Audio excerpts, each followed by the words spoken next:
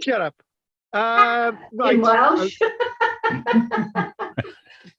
Khaki bach in Welsh, but anyway. Bach, yeah. That sounds much Khaki, better. It does. Yeah. Yeah, God. Right, anyway, thanks for that, Claire. Sorry to hear that. Right, Margaret. No news this week, no. Okay. Right. I was hoping for Claire to do my teeth. Never mind. Right, Andy, any news from you, darling? No. Right, so we've got Pete there, right? All right, Pete, anything from you, darling? No, nothing from me. No. And your camera is looking pretty good tonight. In fact, you get the award for the best background and the most clarity tonight. Oh, that's nice. It's not usually a good idea with my computer things. But anyway, it is good. Usually, it's very clear. You usually look like a fuzzy witch. Right. Well, it's because I've moved it so that I'm facing the window, so I have light, natural light on my face instead of electric light. Right. I think we've asked. I think thanks. So that's good. So I think we've asked Margaret, haven't we? Well, I took my little granddaughter up to look at the Kendal Castle ruins today. And I said, what do you think of it? She said, well, it's broken. Yeah. Yeah, you could say that. Absolutely true. Yeah, it's all broken. Yeah. Rubbish. It's all broken. Bloody hell! I'd hate you don't take it to the ruins at Ambleside then. No. Yeah, don't. She could use the Roman remains as a hopscotch sort of thing, sort of jump from stone to. Yeah. Right, I don't know where Drina is, and right, so Pete, any other news from you, darling, or and we'll just have to put up with Sandra drolling on for a minute. Right. 7 weeks of babbling on to catch up on. I Sandra, bloody hell, she flipping out, had a conversation with her for 4 hours today. Yeah, you did. Oh God, that just went on and on. She tried to sell me shares in a villa in Spain. I said to her, I'm not gonna go there on that one. Flipping heck. Are you sure a load of people from Barry didn't go out there and nick all your stuff, Sandra? Well, they've nicked it all. It's a ruin by now. I thought you said. Barry. I don't know who it was, but I thought one of your children took it over. They did, but he's been very, very ill. So we'll have to wait until he's better before we can do anything about it. Fair enough. Okay. Right. So anyway, Sandra, it's a bit of a shock having you here tonight. Because I thought we weren't going to see you until next week. She couldn't wait. Couldn't wait. No, she couldn't wait to see me. She couldn't wait to see my aperture of my nose. Oh. I can't even see the nose on the picture. Can I just? I'm gonna. Oh God, I haven't. Oh, people, I can't show you one of the latest photographs of me dressed as a pirate. Oh, yeah. It's on the other phone, guys. I'm sorry, I can't do that. Was that a real parrot or was it a pretend one? I saw a picture of you with a little parrot. Yeah. Well, was that real? Yeah. How dare you even think it's not real, Margaret? I tell you what, Margaret, you make some insinuations, and I got to be honest with you, it really hurts some days. Does it? It really does. You know, there's my Polly. Yeah, right. It's a Norwegian grey. Well, it was bright blue and red. You have to watch them. They pine, you know. They pine for the fjords. They pine for the fjords, and it wasn't moving much because it was nailed to my shoulder. I thought so. Polly parrot. Of course. It's a pretty boy. It's quite strange having women coming up to you and then they divert to the parrot and kiss it on its beak. It's just like, Andy, have you ever had that experience that you've got like something on his shoulder and women and you thought, oh my No. God, I gotta get it, and then they go to the parrot. No, I've never had a parrot on my shoulder. They're not allowed in the Coast Guard. Although the weirdest thing with the Coast Guard around here, they don't have bosuns on 2 stations. So basically, they're just reliant upon one dispatch service in Newquay. So they got boats, so they just can't use. They can't get harbour staff. They can't get anybody around here to do to. It's quite a bad situation. I think that's kind of national. Actually, there's the teams on either side of us are struggling to get people now. We're all right at the moment, but you got a bosun, yeah, obviously. Well, we don't have bosuns, but yeah. But, oh, okay. we don't. Station officers. Oh, they're called station officers in England, are they? They're not called bosuns. No, we don't have a bosuns because we don't have boats. So. Yeah, well, I'm just making a point. The RNLI have them. Bosun was always a non-commissioned officer. Oh, bloody hell, I'm getting out of this conversation now. Yeah, that's right. My rank apparently is equivalent to a chief petty officer, whatever one of them is. Yep. I wonder where it's petty. Yeah, I didn't like that. No. There's nothing petty about what I do. Exactly. Oh, God. Guys, shut up. Oh, sorry. Oh, what's that? Do you want to learn about boats or what? Yeah. They're off. Just because I said we haven't got any. Yeah, well, this is like, there we go. We have the only craft that belongs to the Coast Guard service here in Arnside, which is a jet ski. So. Fair enough. Right. So today I promised something about boats. Okay. Yeah. So what we do know, this example in front of us dates to 5,500 years ago. It comes into the Neolithic period, but we're looking at Denmark. So if we sort of look out there we go. And there you go. That's a stone axe. It doesn't look like flint to me. So what I did, I sort of bit of the trolling of the internet. I just sort of come up with this nice little article. And somebody asked me the other day what the latest with Phil Harding was from Time Team. Obviously he's a flint lithics expert. He's still out there. He's 72. He's still working for Wessex Archaeology, and he's just not doing the current series of Time Team, which is a bit of a shame. And he's a DL, a deputy lieutenant for Wessex, which basically means that he goes out and sort of ceremonially does stuff. You can imagine him as that, can't you? So I thought that was relevant because he's a lithic expert, and obviously we're cutting out this. That'll be lieutenant.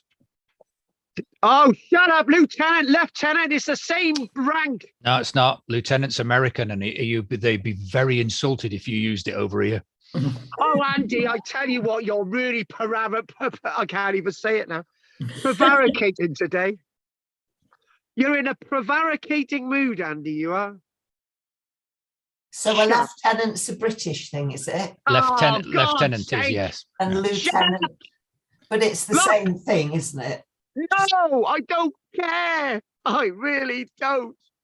Oh, but it matters, these things. They matter to get the language right. Oh, absolutely do. Yeah. Oh, God. Look, is it a tomato or a tomato? Definitely tomato. No, it's a tomato. Moon squirters. Oh, right. Okay, fair enough. When you go to a petrol station, do you say gas station, gas depot, or petrol station? I say gas depot.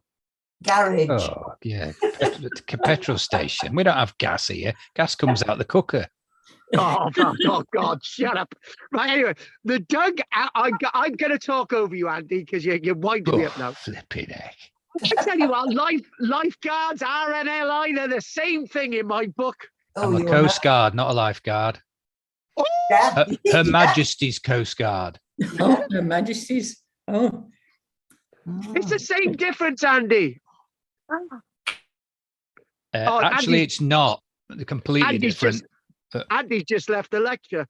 Anyway, so the dugout boats of the Stone Age. So this is one of the things I promised you this week. I said that we'd do some Bouldnor Cliff stuff. I'd do something about the Bouldnor Cliff excavations, and I'd do something about boats. And I'll do two things about boats actually today.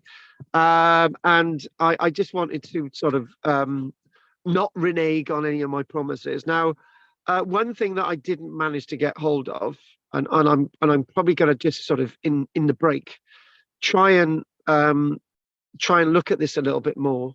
Do you know when they found a piece of wood, didn't they, last week, and it had been hollowed out and it had been used as some kind of a pipe.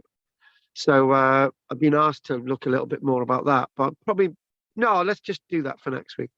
Anyway, so the dugout boats of the Mesolithic period. So the remains of dugout boats are significant for all of us when we're trying to understand the Mesolithic period.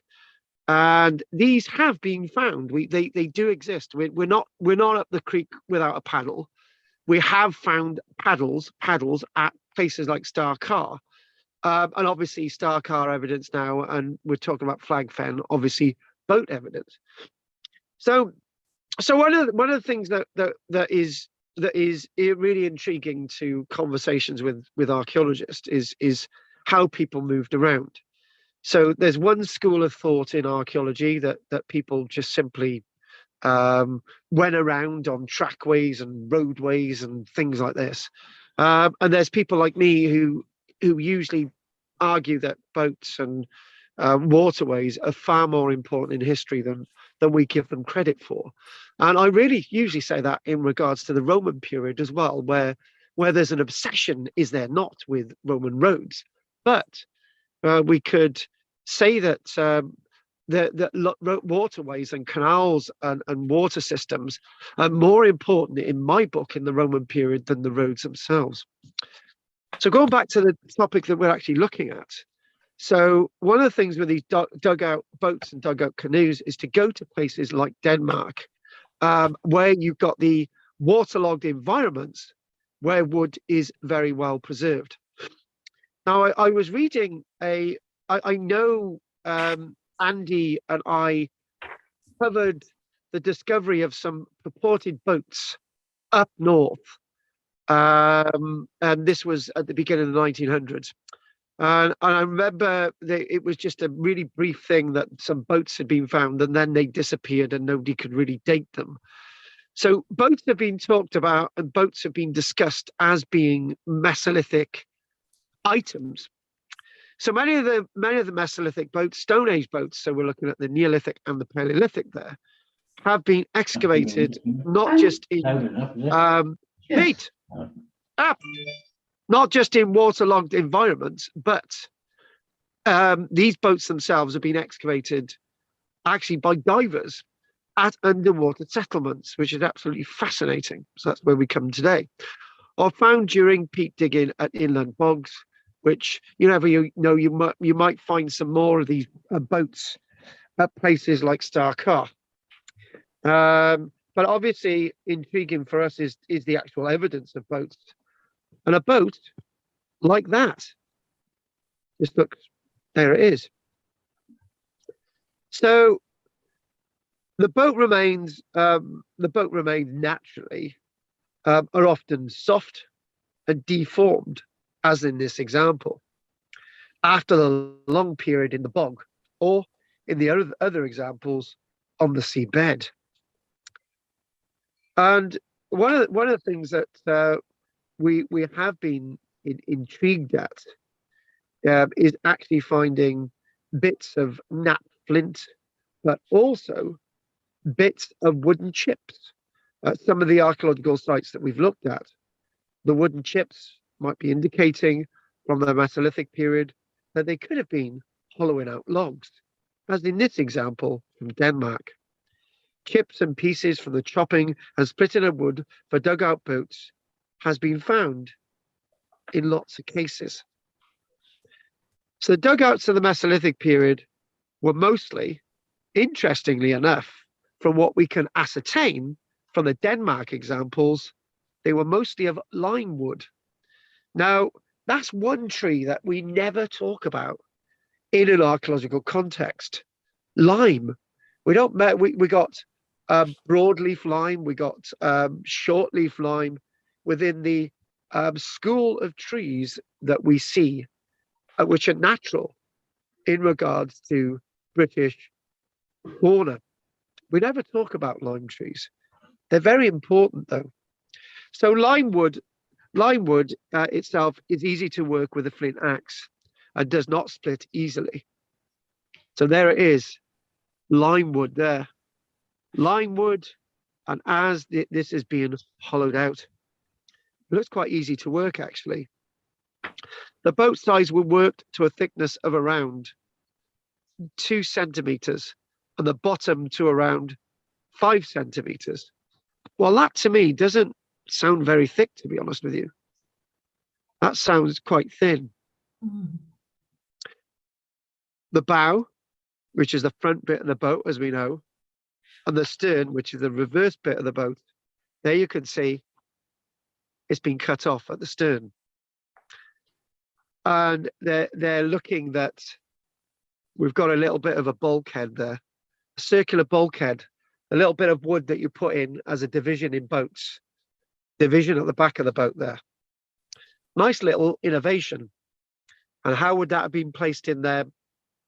They could have used, in some cases in other parts of the world where there is natural tar pits, or in our cases, they could have used, can you imagine, they're sort of masticating that good old birch bark, or they're using resin from various trees, so that would seal it in nicely.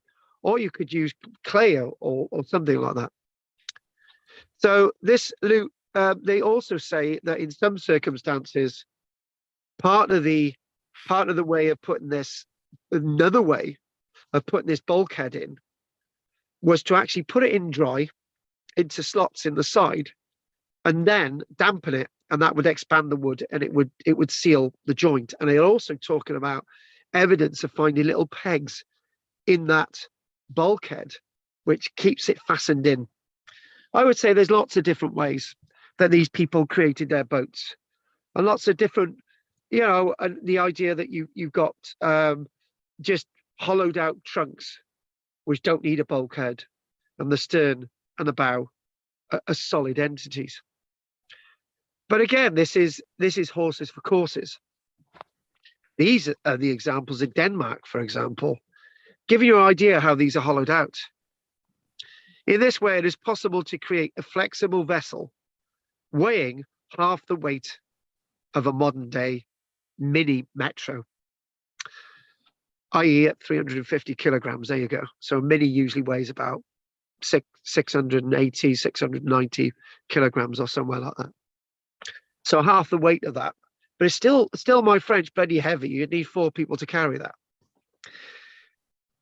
And out at sea, yeah, we're using the word sea, aren't we? And one of the things that we need to really address before we go on is that the sea is very different back then. It's a different entity, particularly in the Mesolithic period. There's different currents, there's different swells, there's various different ways that the water is working back then. So if you chucked one of these out into the Bristol Channel, or you chuck one of these out into the English Channel, I don't really think you'd last 5 minutes. But the water is very different today than what it was back then. The waterways are naturally not as wide then as they are today.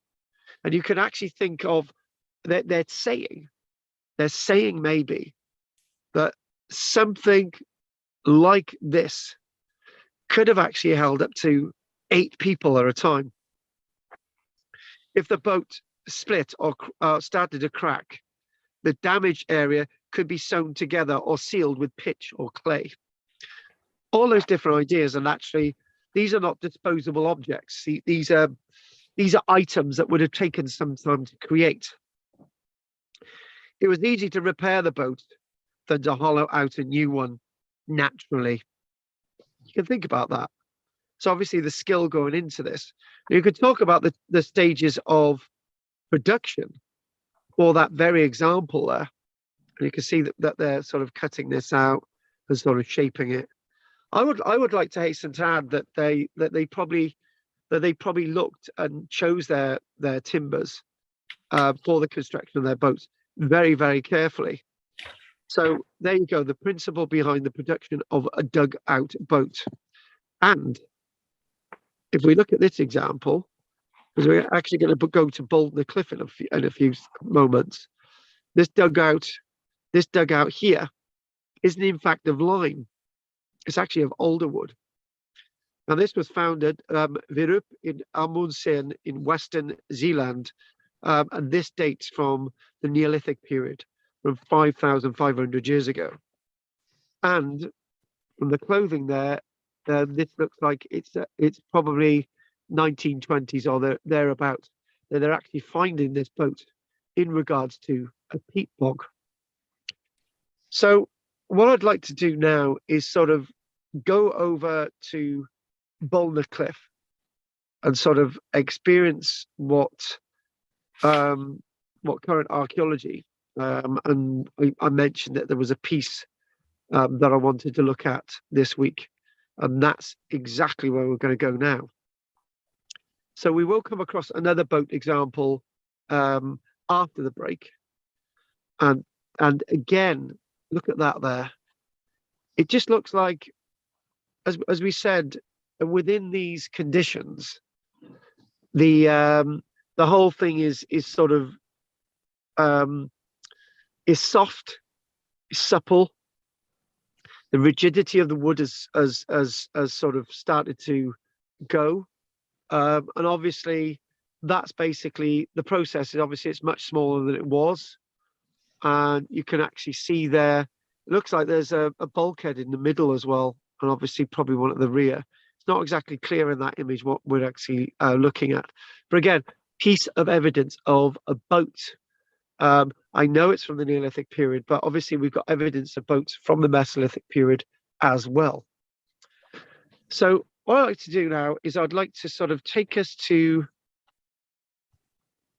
the next thing I'd like to do. And there we go.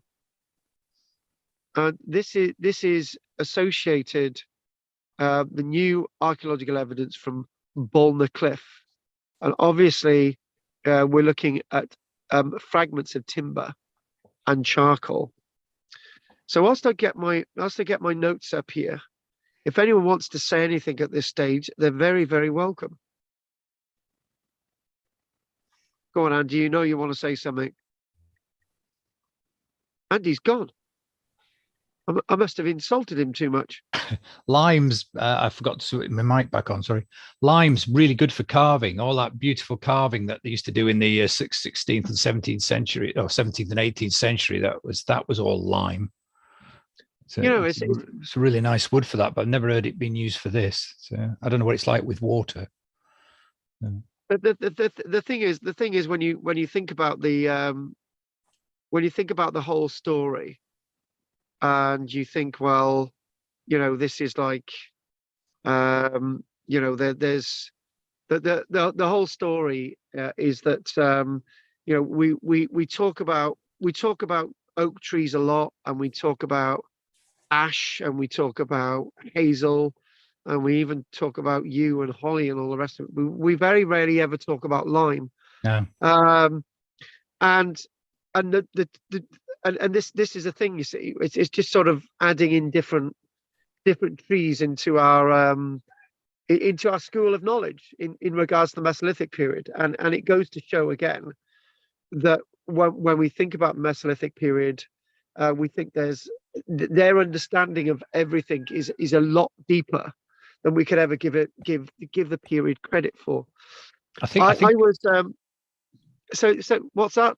I was going to say, I think it's a lot lighter as well than oak. Yeah. As in weight wise, yeah. Yes. Which would make sense. Yeah. Of course it is. You know, I was I was digging up some soil earlier on to get, because we're still planting stuff here and the seasons are already all over the place. So I thought, okay, we'll get a potato crop in. Well, I just did a small trench, and I just thought, right, what I'm just going to do is move the turfs to the side, and I'm gonna bang hell out of the earth with a mattock and turn the earth, and I'm gonna put the spuds in, and that's what I did. And I thought this was simple. This was so simple, and I just thought, well. And the point being made there is that sometimes we over exaggerate the complexity, the complex nature of the past. And these people just thought, well, we'll just do it the easy way. We'll just do this. We'll do that. You know, this is the way we're going to do it. And then I think what we need to do is they took shortcuts like we do today. And if it worked, they just did it. So anyway, back to where we are. What I'd like to do, I've got two items I'd like to do. I've got a shortened version of the current archaeology piece, which was written in 2019, and I've also got another piece that is new evidence for bouldnor Cliff for technology, which is dated 2021. So I'm really on the edge of new stuff today, and this is what I wanted to do. Because last week we introduced bouldnor Cliff up on, for those that maybe weren't here last week, Sandra, bouldnor Cliff is the Isle of Wight. It's on the northwestern side of the Isle of Wight, overlooking the Solent. Bouldnor Cliff itself is a site that has a low-lying cliff, and then out water. Then it's 18 meters down, isn't it? Have I got that right? I'm just taking that from memory. The archaeologist it is 18 meters down, I said last week. Anyway, the archaeology, there's a settlement under the water there, and they've been excavating it. So we did an introduction last week, and I just wanted to do I just thought, oh wow, the current archaeology piece is brilliant, where they found the platform. So we've got two nice images that the current archaeology piece actually shows, and I've got the shortened version. And what we've got is some images coming in front of us here, and what we've got is loads of bits of timber, which they're excavating evidence for woodworking there. So what I'm going to do is I'm going to get my bouldnor Cliff piece out, because that's what I wanted to do. Oh, I moved it a bit too far then. Got that there. I need to get the current archaeology piece up on you, and there it is. So what we've got this image that I showed last week, right, where they were doing the inventory underneath the water. One I've got to do a fact check here a minute, because I think what I said, I need to make sure that I've got my depths right, because that's quite an important detail, and I don't want to get that bit wrong. So I just want to double check this a minute. I want to check I got my depth right. I said 18 meters, didn't I? So I just want to make sure I got that. I got to type this in to just double check that fact. It's quite an important one, actually. Looks about that deep. Right. Actually, Andy, I was wrong. It was 11 meters. Sorry. Well, that makes more sense, because there's the red light is the first light that goes to it, goes blue and green, and then or green then blue. So that'd be about right. Yeah. It's 11 meters. I'm glad I did my fact check there. It's a really important bit of detail there amongst everything. So apologies for that. So anyway, let's get on with this bit, and here we go. So what we've got at bouldnor Cliff, if we want to enlarge that a bit. Thanks for that interjection as well, Andy. What they're doing, they're tapping in the markers into the wood. That's an oldie looking hammer, isn't it, Andy? A rare wooden platform. And this was found in October. Well, this was reported in October 2019, but it was found in 2019. And it's a rare wooden platform that has been found off the coast of Bouldnor Cliff, a Mesolithic site that lies 11 meters under the water in the soil just east of the Isle of Wight. And what they did do, and this is rather interesting. This is one thing I said last week. I wanted to make a comparison between this site and Star Car, and the comparison was that I wanted to say, right, didn't I? I said that wouldn't it be great if they took the same size sample out of this site and they compared it with the evidence at Star Car, and because when that sort of meter square box that they excavated at Star Car, isn't it? They went through and they read layer after layer, and they spent a whole year looking at that.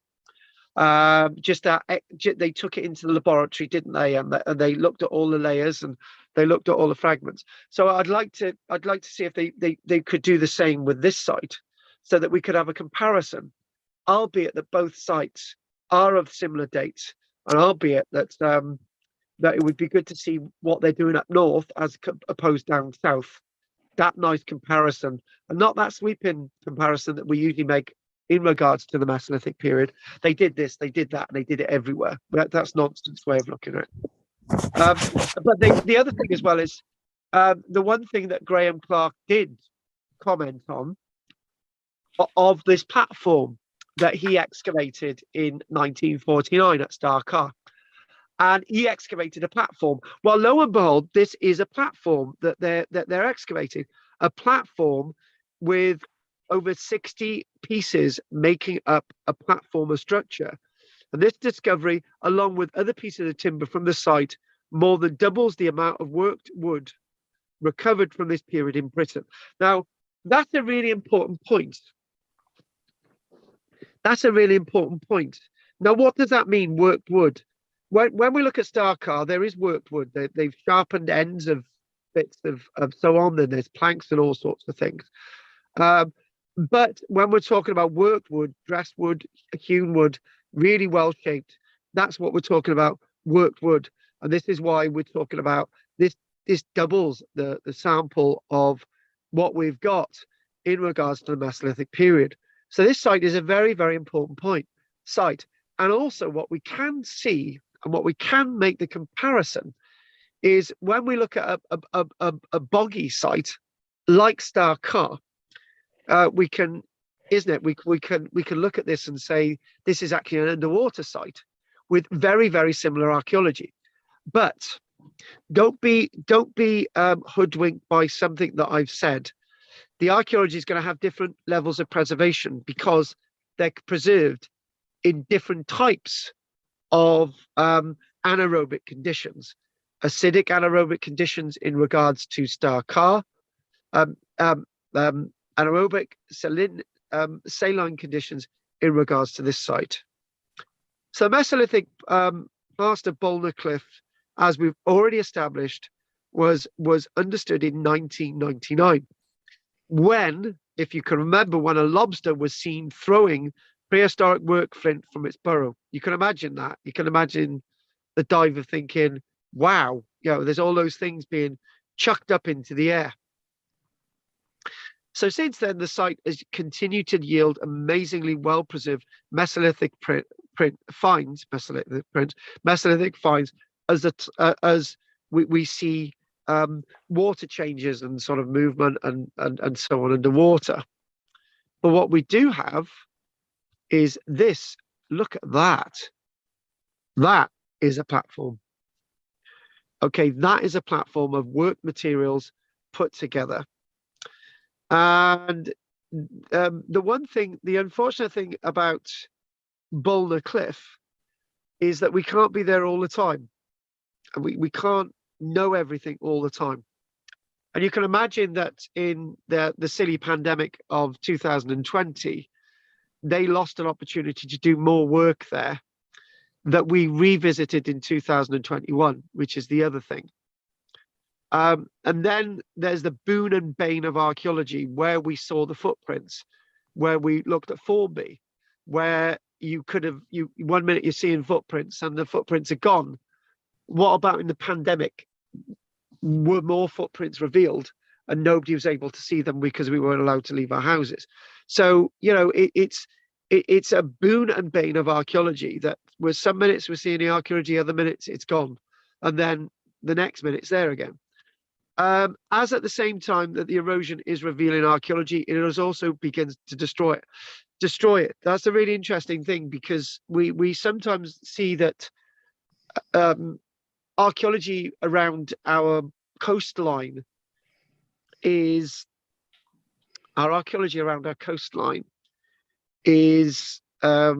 we talk about, isn't it, that we talk about lots of the archaeology being eroded into the sea, and we're just trying to just grab what we can and record what we can.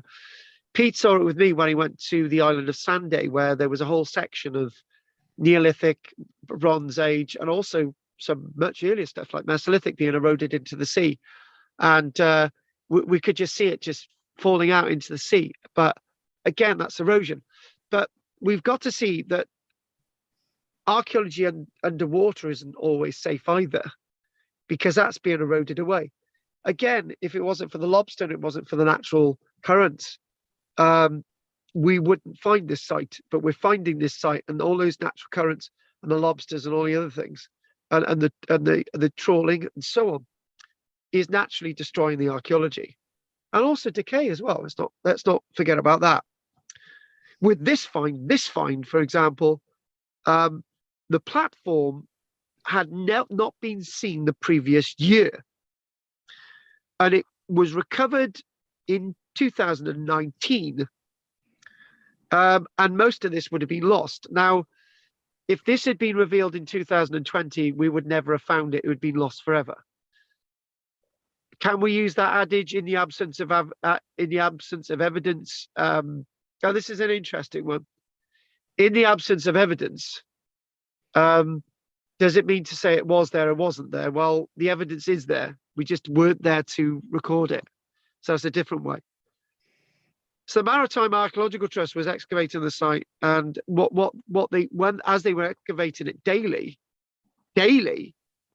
they were seeing that the archaeology was just going. It was just my French, buggering off into the sunset, never to be seen again. But what they did have, they were able to excavate this, and it's this continuing monitoring of the site. They were able to recover this platform before it was too late, albeit at a price. Right. Albeit at a price. What's that price? Yeah. Other archaeological evidence from the Mesolithic was present, both to the east and west of the platform. Am I going to say what you think? I'm going to say yes, I am. However, due to both the challenges of excavating the Solent, financial constraints, the team had to prioritize the platform because of its significance. So in other words, some of the archaeology that we saw last week, they had to just, photograph. Sorry, it's going to be gone tomorrow. That's the nature of archaeology, and that's the tragedy of archaeology. But as Andy and Peter and the rest of us know, the constraints, not only financially, within the watery world, it's not just about money, it's about time, it's about tides. Time and tide waits for no man.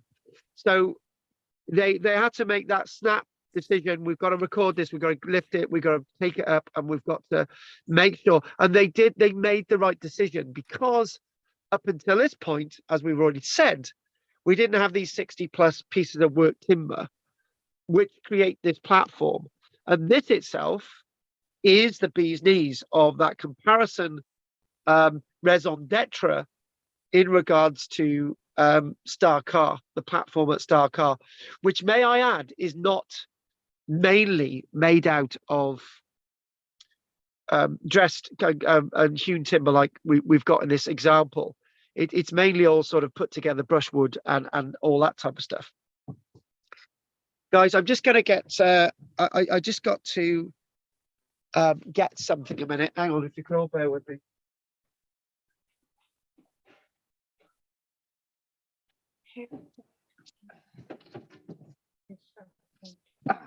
Let's put that there. Right. Okay. I was just realizing that my power was going in the phone. So obviously we've got this. So this is significant. This is very, very significant. This is major. This is an important archaeological find. This is worth saving. This was worth taking the risk of losing the other archaeology which happened, and is indeed a significant discovery. The platform shows what our Mesolithic ancestors were capable of, a high level advanced woodworking techniques. The timbers have been split across the growth rings instead of along them. So split across the growth rings, which basically means that they're able to get rigidity and stability within this platform. Previously, the earliest known example of splitting timbers in that way had only come from the Neolithic period. But now we know from this building technique, this discovery shows that this technique of splitting across the growth rings, this technique wasn't developed in the Neolithic period. It was actually developed in the Mesolithic period. So this is one of the things. So what we've got, this site is taking what we know about prehistory back 2,000 years. Now, when Andy started off my class, I keep talking about Andy, don't I? One thing I did keep saying to Andy, all the dates I'm giving you now are going to be, 500 years old. We're going to see that the dating techniques put the archaeology back 500 years than I'm actually saying. Well, mind my French, bloody hell, this is 2,000 years. It's always good to be wrong in archaeology the other way around, right? So if you find an artifact and you think, right, this is 1,000 years old, and it turns out to be 1,200 years old, that's a good place to be. If you date an artifact to be from the Tudor period, from the 1550s, and it turns out to be from the 1750s, a Georgian period, that's not a good place to be. So I love getting it wrong that way. I really do. That things are a lot older than I'm saying. I love it when that happens. So what is the purpose of this platform? Well, we're not there. We're not back in the past. We're not. We're not there. We can't ask those questions. But we've got a stable surface. We've got a stable surface to work. Now, this is one of the things that Graham Clark said about the platform at Star Car. He said that the platform was used as a working area, a working surface, a surface to work in amongst a wetlandy type landscape. That's interesting. That's interesting. That's an interesting point. What have I just said there? We'll read that again. The platform probably provided a stable surface to work on in what would have been at the time a wetland landscape. Well, last week I wasn't saying it was a wetland landscape. I was saying it was a dry landscape, but that was last week. This is this week. Now, the point is, why have they got a wooden platform in the first place? Is something to work off. Why can't they just work off the dry land? Well, this indicates that it wasn't dry. It was damp, like Star Car. The water levels were already rising. So therefore, they needed a platform to work off. That is a good piece of investigative archaeology. Not in the absence of evidence. We've got the evidence, and this is what this is saying. It could also be possibly be linked to the boat building activity that has previously been identified 20 meters to the west. So there's evidence of boat building activity very nearby. Now, this itself, now that the platform has been fully recovered, it is being kept in cold storage in Southampton. So obviously Southampton's the place to be. That's where things are stored. That's where things are kept. in order to preserve it as best as possible before it undergoes more extensive conservation work. Now, we need to know. Now, let's not guess, folks. This is new. This is new. We don't really know the tools that they used to create this platform. It is hoped that with future funding, the platform will be laser scanned, radiocarbon dated, analyzed for tool marks. Yeah, that's what we want. And the type of wood identified. We don't know what wood this is yet. We don't know what wood it is. What wood is it? Now, it might be another wood altogether, guys, that we haven't put in the mix, It doesn't look like hazel to me. It's too big, too rigid. It's obviously not lime. We mentioned that. It's probably not alder. It's probably not oak. It's probably something in the middle there. And could this be something like elm or something like ash? It's not. It doesn't look like ash, actually. It is also hoped that the platform will be put on display at the Shipwreck Centre and Maritime Museum on the Isle of Wight. Actually, that was going to be put on display in 2020. So I'm really not sure that actually happened because of the pandemic. But again, this itself takes us into that world of something new, something refreshing, something borrowed, something old, something new. So we're looking at something on the edge here. So what we're going to do after the break, what I'd like to do after the break is I've got another thing altogether. It's basically titled New Evidence for Bouldnor Cliff for Technological Innovation in the Mesolithic Population Dispersal and Use of the Drowned Landscape. So what we're going to do, we're going to go through this. It's a nice little, it's a little academic piece. We've been doing quite some academic stuff recently. So this takes us on the edge of academia there. So this is the next piece.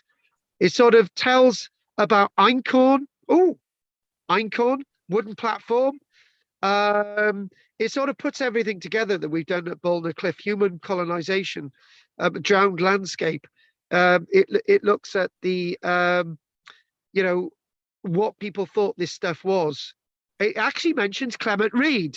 So we've got to do this, and I'm going to more or less do the whole thing. And we're going to sort of really try to bring a few things together in this. What is still largely missing is discovery of archaeological sites.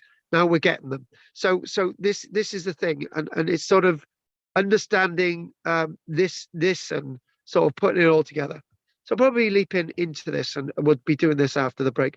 But what I'd like to do, right, is I'd like to sort of go off this, right? And what I did do earlier on, I sort of mucked around with a few images. We had that last week, didn't we, Andy? We showed this. This is the other. These are those other timbers that they were recording, and obviously, last week we discussed about domestic grain, and that's in this little piece. It mentioned wheat last week, did it not? We mentioned wheat had been found at this site within the excavation. Well, which wheat is? We got wheat coming to Britain a lot earlier than we thought, and this is absolutely great. So again, I wanted us to sort of really understand this, and there you go. More of the vehicles of the past,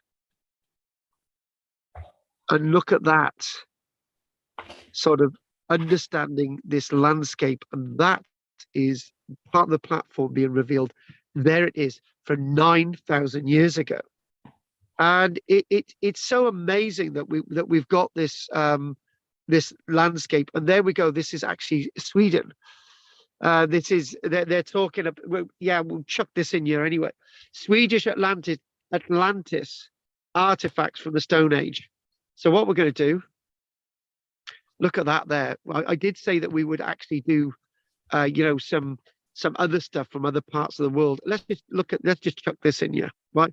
2014, Swedish Atlantis artifacts. We never mentioned Sweden, right? But there it is. Look at that date there. Divers exploring a bay off the coast of Sweden. Here we go. Michenor Skin County. And there we go, funded by the Swedish National Heritage Board. But look at that. The 3-year excavation has so far discovered items from 11,000 years ago. So 11,000 years ago, Sweden is great, isn't it?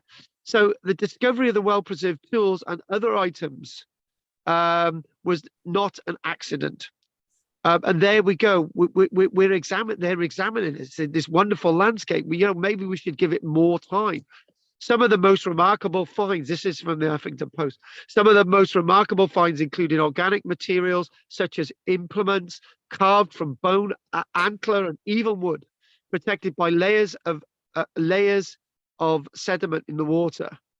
Thousands of years away, there to the layman, an underwater location filled with tools and detritus from a long lost period. Atlantis still is a tale, a myth which always pops up when submerged lands are discovered. But what we've got is we've got this wonderful archaeology being discovered associated with Scandinavia. And there we go. We've got trees, we've got tree ring evidence, we've got all this evidence being found. And look at that there, a platform being revealed. Again, this thing about platforms associated with this lost world off the Swedish coast.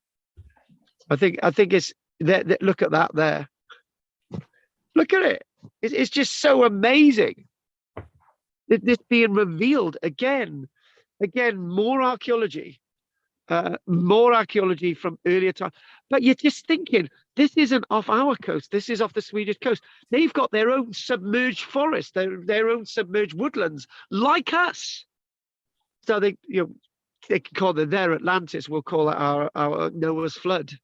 But again, all those links. Look at that tree there, all out there off the coast of Sweden. Again, look at these wonderful finds. And again, we're not isolated. We're not alone within this sort of world under the sea. So yes. So what we're going to do now, we're going to take a break. I would love a Kit Kat, but there's none here. I know Peter's got loads of Kit Kats for Sandra, right? I can see who's that? Claire. We're in Claire's bedroom. Anything you want to say, Claire? Yeah. Right. Claire, I gotta have my cup of tea in a minute, so I'm gonna crack on. Peter, anything you want to say? And Sandra, Gobby Sandra. No. I haven't insulted Sandra much today because she hasn't had a go at me yet, so I'll leave it for now. Sandra, make sure you sort of build some insults up. Anne, anything you want to say? No, thank you. Not at this I stage. shall make a cup of tea. Oh. What about David and Margaret? Oh. Well, I'm very frustrated because I have this amazing Bouldnor Cliff book and I understand hardly any of it. It's all gobbledygook, but you would understand it, and I'm sure it's full of really interesting things. Just look at the pictures. Yes, I'm looking at the pictures. There aren't many of them, but it's all charts and, all the sampling, sediment types, blah, de, blah, de, blah. Oh, it just goes on and on. You would find it fascinating, I'm quite sure. And I'm trying to. But it was talking about all the different woods, and amazing that they found all of these tree stumps, a huge area of tree stumps still fastened in place by their roots, which I find incredible. And it's talking about the advance of the lime trees just before the separation from Europe. Oh, we're chucking in lime trees. But blimey hell, 1 minute we've never mentioned lime trees ever, and now we've got them all over the place. Oh, well, it says hazel and oak were dominant, elm less represented, and this preceded lime, which was of the greatest importance at the end of the Boreal period, Boreal, whatever that is. It's basically sort of an environmental period of sort of Yeah. woodland expansion and stuff. Yeah. But they were also saying that they found rock art of boats going in Norway going back 11,000 years old. Rock art of boats. So they've been building boats for a heck of a long time. Nice. Yeah. So who haven't we asked now, Andy? I was wondering, as these platforms all seem to be connected with water and boats, as to whether they're actually like a quayside. Yeah. I mean, obviously it's still a platform, but so it's rather interesting. They call them platforms because they don't want to sort of stick a label on them, but it's well, it's described in here as like fenland. Yeah. Yeah. But yeah, and this was one thing that we didn't sort of do last week. So are we thinking limes relating to climate change then in that case? Well, it just said before the separation from Europe, the end of the boreal period. So it must have been getting warmer then, mustn't it? So. Came in, yeah, this is when lime arrived in the south, Southampton area. Yeah, so linked to climate change, yeah, it would have been, wouldn't it? And they're saying they found evidence of, there aren't many pieces of wood and things that you can see the markings of the old stone tools. They're very rare, but you do actually see the markings of stone tools on these pieces of wood. And there's one thing I used the word earlier on about tangential splitting of the wood, right? And those that might not have understood that, basically what you do, that's what you do.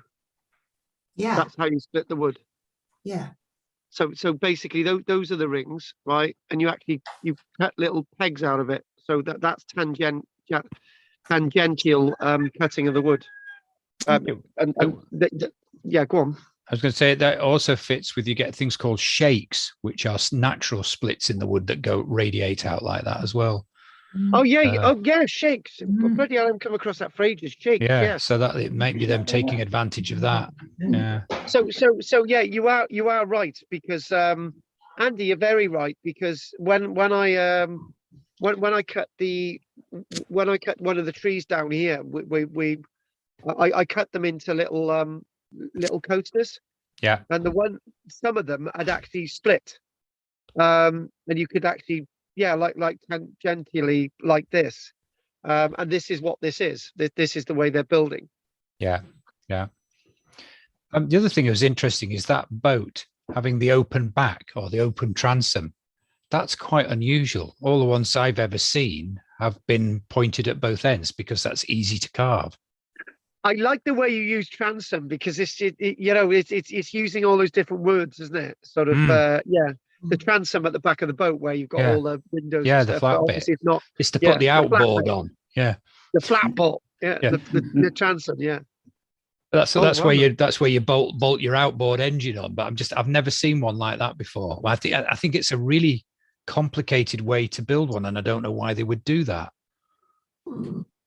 But that's some of the evidence that we're seeing, but it's not going to be all the evidence, Andy. That's the point. It's just a little bit of the evidence. Because trees when they're hollowed out like that, can also, when they've cut, if they're not tied in, can open out. Oh, splay at the back, yeah. So they wouldn't have been very stable, would they? Those dug out.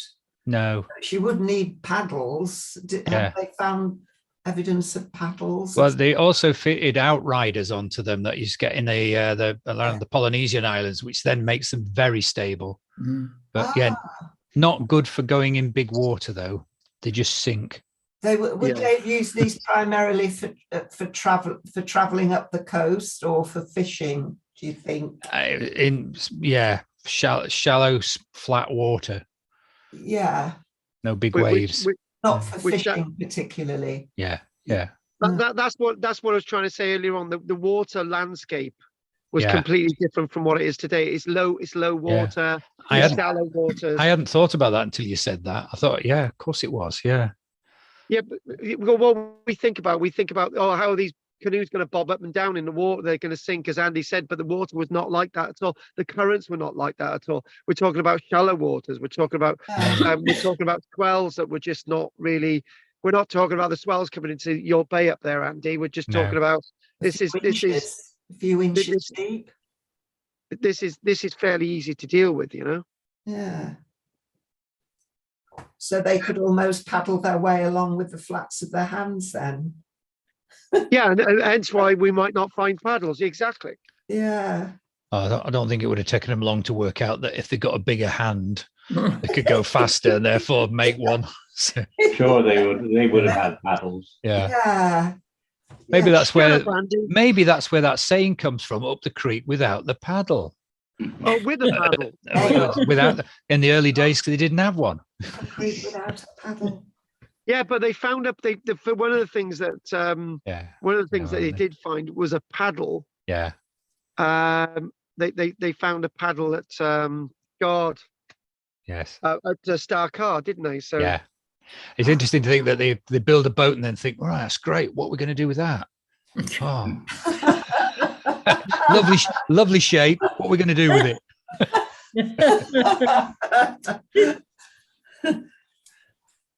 Oh, they were so clever people. Yeah, very. Our ancestors.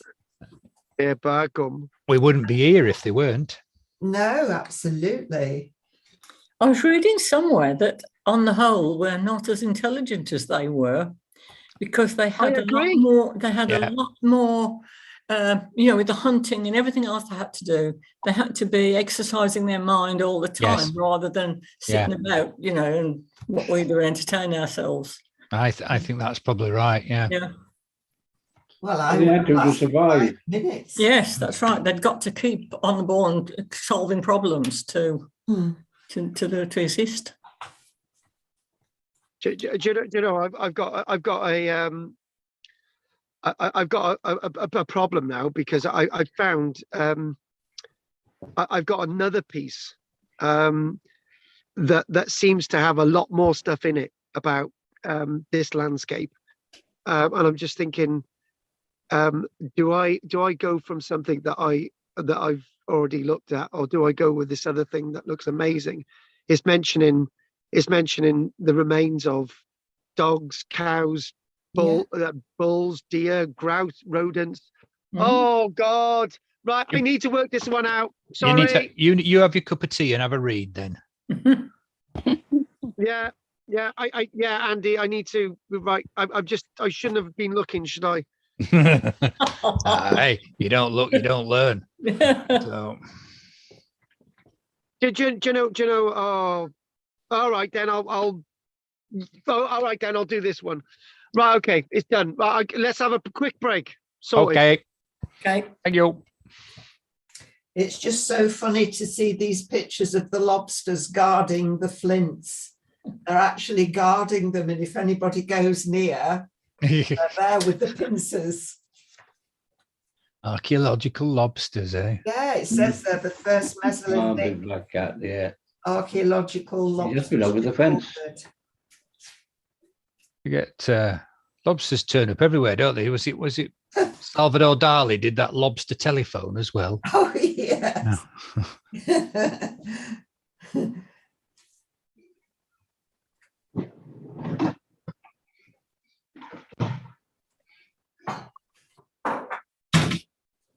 Yeah, it's certainly an interesting area. Today. I got a bowl in the fridge with a bit of salted water. I got apples from next door. I just washed them off. I had an apple off the tree. I chopped that up and zapped it in the microwave. The blackberries and all, zap them in the microwave with a bit of sugar and add them with cream. It's absolutely gorgeous. It is. That's what I'm going to do tomorrow. There you are.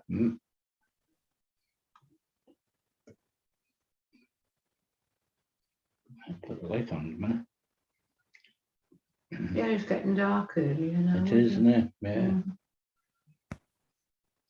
Might be an idea if I go and treat it. Did you have, what is it, loganberries you got there? Yeah, loganberries down there. Yeah, I've had a few of them. It wasn't a bumpy year this year, was it? No, not a lot of them this year. You get years like that. Yeah, yeah, you do. That's right.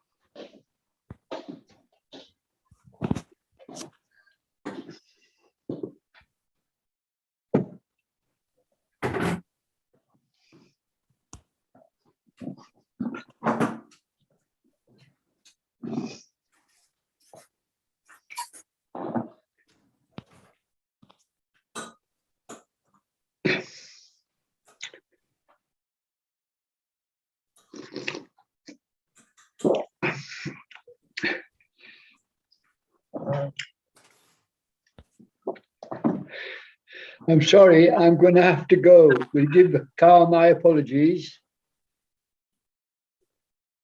All right. Sorry about that, David. Anything wrong? I'll have to go, Karl. See you next week, everybody. All right, then. I'll see you next week. Hopefully everything's okay, and I'll see you Hi, then. David. Okay, David. Good. Bye. All right. Did you say So- good? Did you ask him a question early? Hey, I do the jokes here, not you. Sorry. No, maybe what it was, because I asked him a question earlier on, right? Yeah. He thought, oh my God, Karl asked me a question. So it basically meant that he felt he had egg on his face because he didn't answer the question, right? And that was it. I'm talking crap. Right. Okay. Well, I've looked at this article and I can't not do it. Basically, it's got everything in it that I want. So the other one was a bit highbrow, and I just thought I'm not going to get as much out of the other one as this one. So I want to do this one. So I'm gonna do this one. And I'm trying to get. I got to change it all around, Andy, now. So I'm just trying to get my thing done. There's an excavation plan here as well. So actually, cross section, which would be great. Yeah, So meet you. That'd be good. My left foot in there. Give me new chip, is it? Yeah. that was a film. That was a These are film, right, Peter, yeah. my left foot. Oh, these are fine. Can't even see the scars anymore, really. Can you? Well, you can, but I can't see them from here. Peter said to me the other day that he's 80. Peter said he's doing pretty well for his 80th birthday. He said, that was a while ago. oh, Peter, I didn't want to give you the age away, you stupid boy. And you can bloody shut up as well.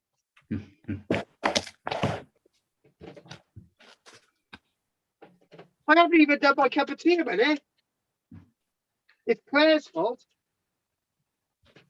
I'm drinking wine. I'm 80, yeah. That's a good idea. Oh, well. Why didn't I think of that? Claire, you're not allowed to get drunk in Newquay, okay? Yeah.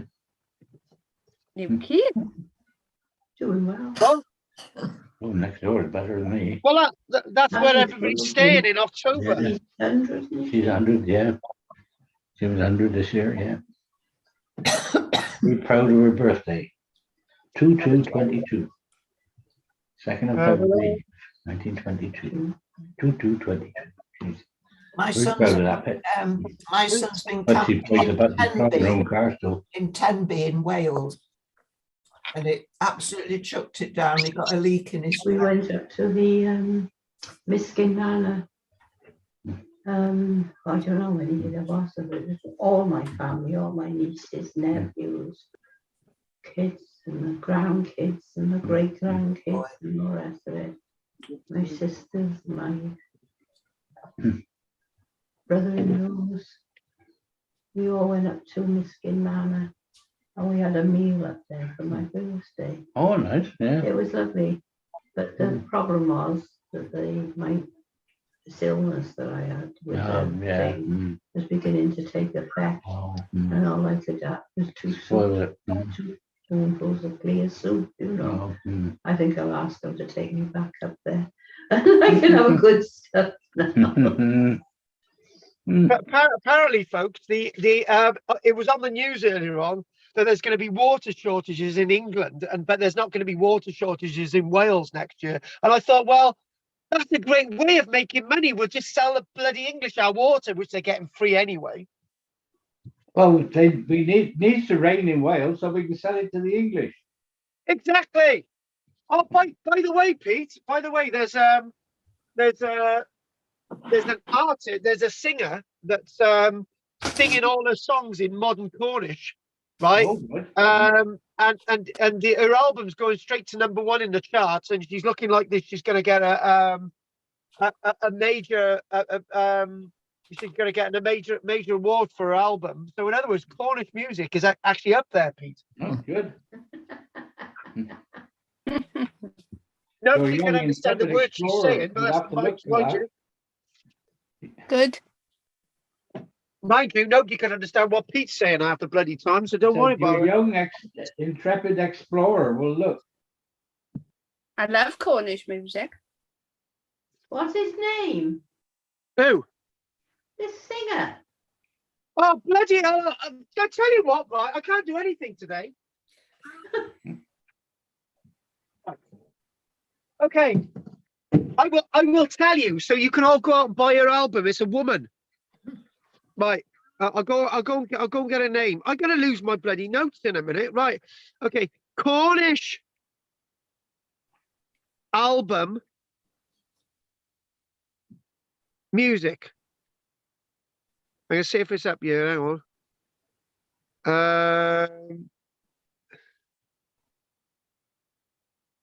Right, okay. Hang on. Mercury nominees. Ah, right. She's called Gwenno Sanders. Gwenno Saunders. Gwenno continues to champion the Cornish language on brilliant new album. And it's her album's called Tresor, Tresor. And it's dynamite. People love it. With BAFTA is looking at the BAFTAs and all the rest of it. So yeah, she's a pop star, Pete. All right. I've seen her live. Oh, you've seen her live. Oh, well done, Claire. Yeah, I love Cornish music. Right, Claire, you got to go and get the album Tresor. I will. Basically, she's big time. She's going to get big awards for this one. And the thing is, she's up there in the proper charts against everybody else, and she's doing really, really well. I think she's a bit like an Enya of, we had Enya in the 80s and 90s. So she's a bit like that. Oh, but Pete, there's a downside to this, Pete. She's actually born in Wales. Oh dear, that's a downside. Oi!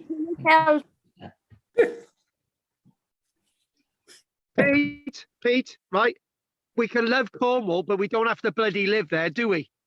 I would. No, I would. It's full of bloody emmets at the moment. I would. Did I tell you about one of my neighbours? She was wandering down the lane this one day, right? She started chatting to me, and I said, "Oh, she went off on one. She said, "Oh, I'm getting really annoyed with my neighbours. They're all English." And I thought, yeah, but you sound English. And just before I said, "But why are you complaining about your neighbours who are English when you're English?" She said, "Oh, I moved here from Cornwall to get away from the English, and now I'm surrounded by English people." She's as Cornish as they came. Good. I can live in Cornwall. My grandfather was Cornish. Well, all right then. You're allowed to have a Cornish passport then. Right. So what I'm gonna do now, right? I've actually changed the direction of this presentation today, and what I'm gonna do, I'm gonna try and make waves with this thing that I've just found, which is taken away from what I was gonna do. But you know, I've been doing this long enough, so I will achieve my goal. So here we go. There is. Look at that. Look at the evidence. Some beautiful flints there. There they are. So this is a piece that we're going to do. And I'm going to get with this. This is actually it's titled "Changing Perspectives of Britain from the Mesolithic to Neolithic Age." Now, more or less everything that I've said is in this piece. And there is something else that Andy, I'm gonna screw up now, but I can't avoid this. There's a video, right? I haven't seen this video, but we'll give it a go. This is by Warwick University, and I think I've not clicked on this. Here we go. It's coming up on the screen. Can you hear this? Yeah.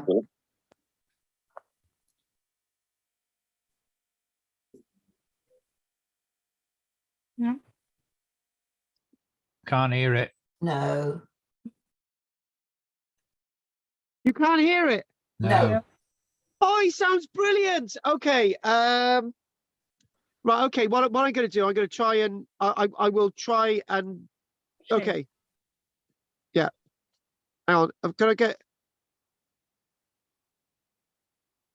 How do I get the sound on there? Sound. This is a new technology. I could do it on the other one. No, that's not that. Right, hang on. Let's just give it a go. Hang on. Right, okay. So if I go back off a minute, hang on. If I go there, I go there. I can see if I can give it a go. Hang on. Start video. So if I use my video, I can see if I can do it. Right, okay. Claire's ordering the album now. Share audio. Oh, the audio's off. Hang on. Oh God, hang on. Hang on. I can do it. Share audio. Right, we've got the audio on, so I'm going to see if I can do this. Okay. Right. So here we go. Right, and what I need is somebody to tell me that they can hear the guy's voice. Right. Go for it.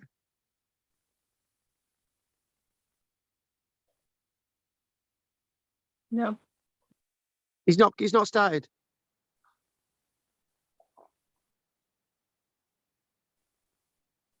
No. Yes. No. Are you hearing him? No. No. Oh Christ. Okay, right. I'll do my best. Right. So basically, he's been looking at that site at Bouldnor Cliff. He's been leading a team, and he's been leading a research team.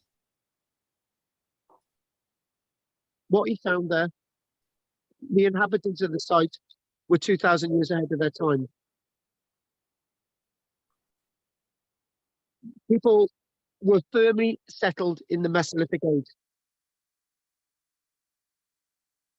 And what we're talking about is this is the time that Britain starts to become trapped from Europe. We're talking about one or two land bridges still surviving.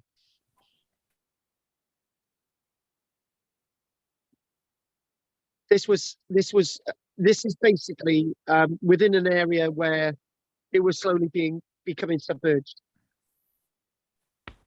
And they're talking about weeks, which we already mentioned last week. And obviously, we're getting this evidence of the wheat, which is incredibly exciting.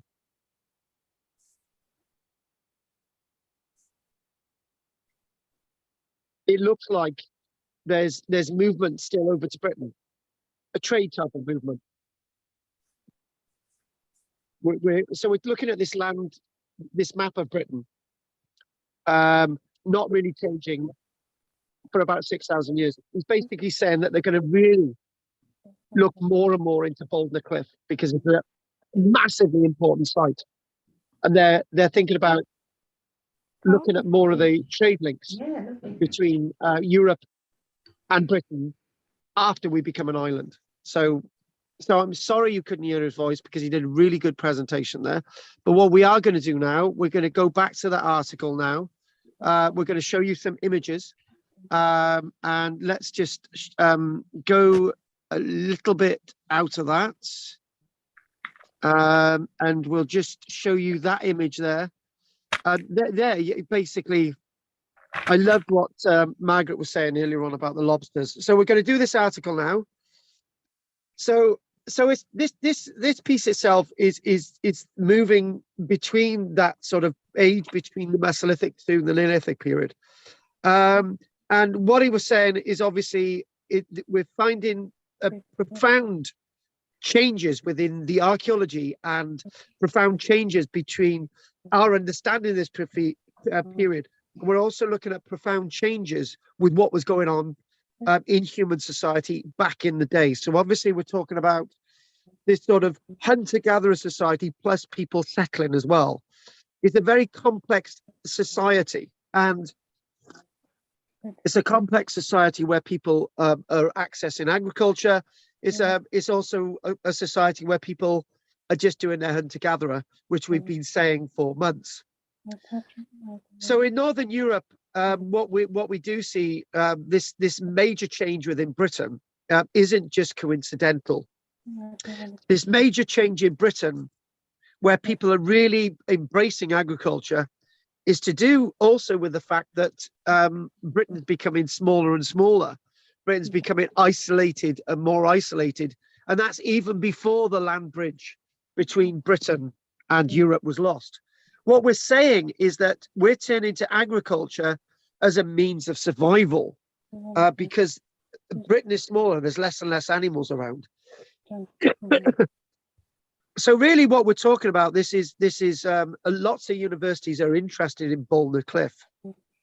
Warwick University, the University of Bradford, St Andrews University from Scotland. We're talking about the Marine Archaeological Trust from Southampton.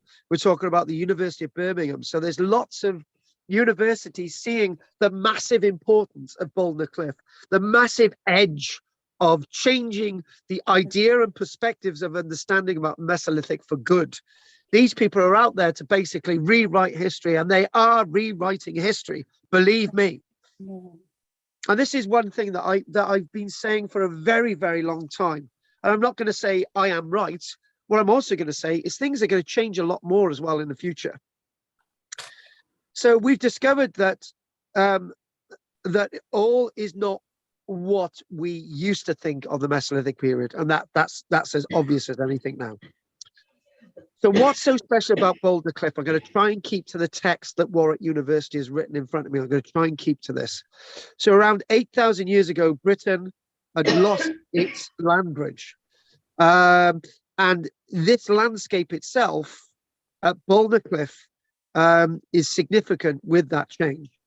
And also what we do see with this sort of land bridge being lost is that the landscape between Britain and Europe becomes a little bit of a river valley. It's very difficult to think of that. But this is something that we've been talking about with these boats, and with these boats able to navigate this new watery landscape that is nothing like the landscape that we see today. This site is an absolutely fascinating site at Bouldor, holding and preserving artifacts of technological sophistication thousands of years before we ever expected to see them. And the archaeology at Bouldor, as we said this week and last week, is groundbreaking. Many of these artifacts suggest that the people in the area were connected with Europe via trade with watery links, and that's where the canoes start to come into their own. One thing, if again, this is talking about Andy, when we used to look at James Dyer and what James Dyer was telling us about the Mesolithic, we did look about Britain being disconnected from Europe, but we were not very far along the line of saying that people kept in touch with Europe using coracles. And we started to think about, you know, there's large tracts of water there, and we were not really understanding as much as we do now. But now the sophisticated links between Europe and Great Britain are really starting to come of age. Now, one thing that Warwick University is saying, which is something I could disagree with, but they're also saying, actually, we may agree with you, Karl. They're saying that did the continued links with Europe after we become isolated as an island, did those continued links advance our technology?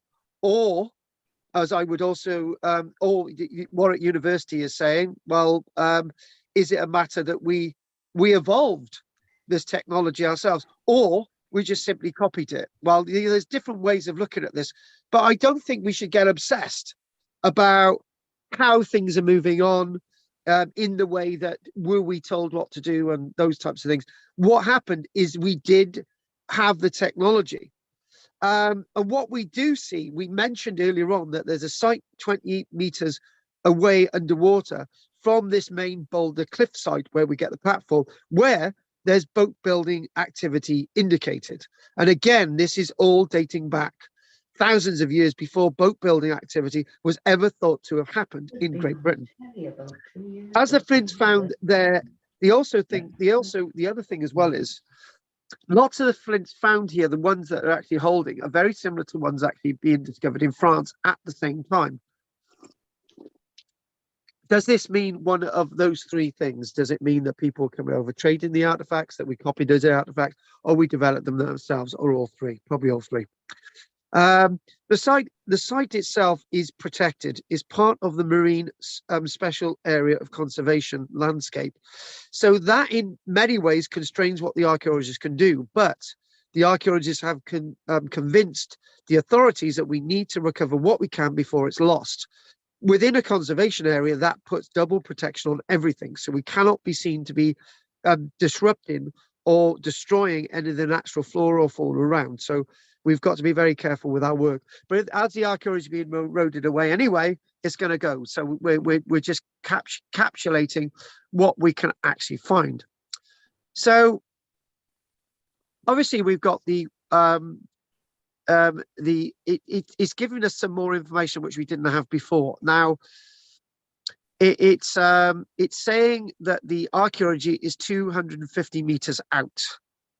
It's actually saying 250 meters off the village of bouldnor, is actually from the heart of the village, or is actually away from the coast. But what we're doing, we're looking at 11 meters underwater.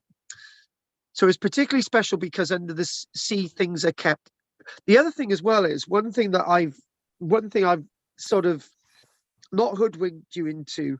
The other thing about underwater archaeology is that it's kept at a regulated temperature, particularly at the depths of 11 meters. Andy will know more about this than me, but when there's an environment under the water, this is why it doesn't freeze. This is why when we think, why doesn't the sea freeze around the coast of Britain? Well, it's because it remains a constant temperature on the bed, particularly about 11 meters out, of about 4 degrees C. It's a 4 degrees C environment. So it's very cold, but it's not freezing. Now, this environment that the artifacts are actually found in, a constant 4 degrees C, is perfect for preserving the artifacts. So it's not only talking about the anaerobic conditions where it's lack of oxygen, it's also the temperature. That's a very important thing. So you don't get everything in there, sort of eating away at things.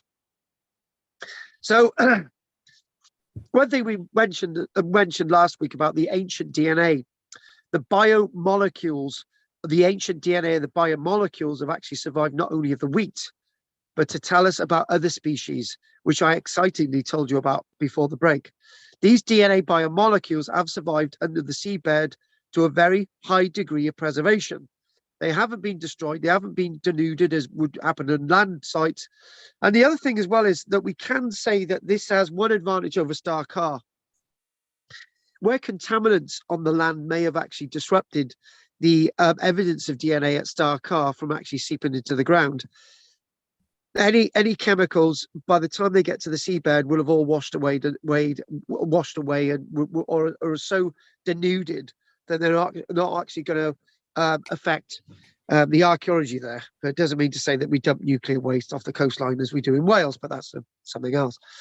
So we're able to collect all sorts of new samples. This is very, very new. So we're talking about all these universities, and it's good that universities are actually working together on this, because what they can do, they can have one department working on the DNA over there. They can get all the experts in. They can get somebody looking at the biomolecules with the microscopes. They can get these experts doing that. Everybody coming in, and we're able to sort of understand what's going on. And they're pulling all their resources. And they're being pragmatic rather than having arguments on the seabed. Oh, we've got to save that over there. We've got to save that over there. If we save this here, the platform, we can all learn from it. So this is what they're doing. What's the history of the site? Well, we know the history of the site, and I love that.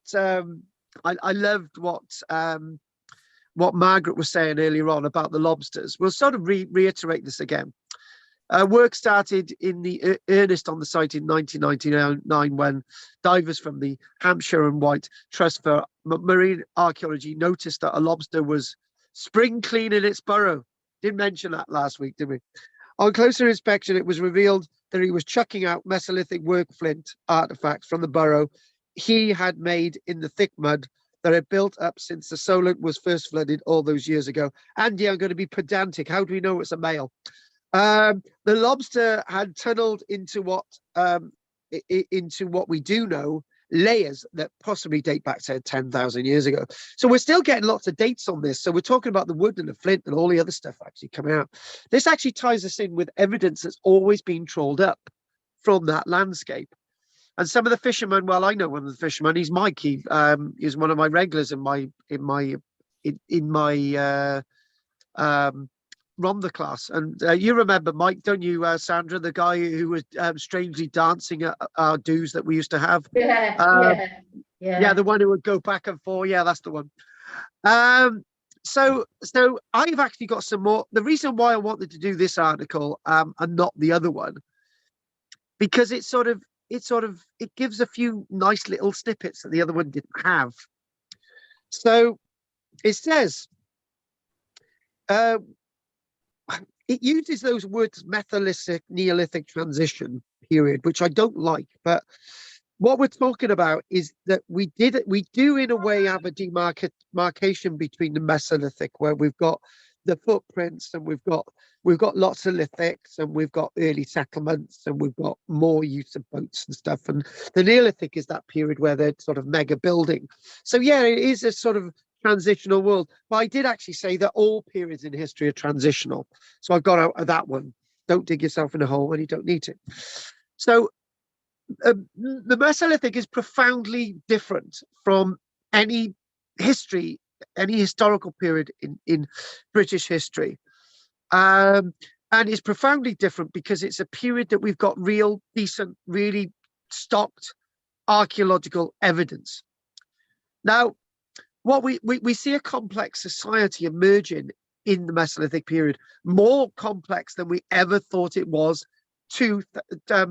20 years ago. So what we've got at the site is evidence of wheat, but it's very likely as well that we've got evidence of einkorn, emmer, and barley at the site as well. So in other words, we've got all the pantheon of crops being seen in the Mesolithic that we thought were once introduced in the Neolithic.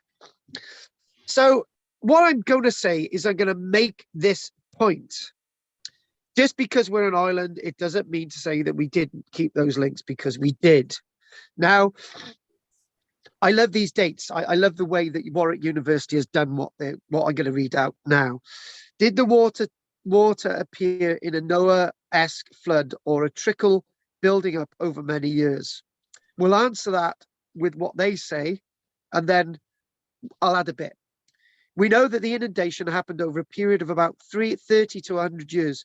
We estimated that the water rose sometime around the years 810,000 years ago to 7,940 years ago. Well, I usually say that the date's about 500 years earlier than that. But again, these are all dates that are based on different bits of evidence. There's always changes with the way archaeologists look at dates, but it's hard to pin anything down definitely. That's what we just said. But I would like to say, in response to that, there was a gradual buildup of water, right? And actually the buildup of water was a lot longer than 100 years. But what we do find is that there were events like great tidal waves that would have washed those land bridges away in an instant. And we mentioned that a few times, that there were sudden events. I don't know. I used to do this when I used to be in a group. I used to get a glass of water on the desk. I think you've seen me doing this, Andy. You get a bit of water in a cup, and you put it on the desk, and you pull up the cup, and the water stays in a circle on the table, but you just knock it and the water goes everywhere. That's what we're talking about. Slight change in water level, and there's this mass flood. There was an end moment. There was a gradual buildup, but then there was an end moment. That's what I say. So again, this is a question and answer thing. So you had to go underwater to collect evidence. What did you want to achieve? Now, this is a question that we haven't answered last week or this week. So this is what we're going to do. So the team wanted to understand exactly what was going on at the site before it was submerged. Now, we're going to look at this. Right? We're going to look at this chart. Okay, and this actually shows the archaeology on the site.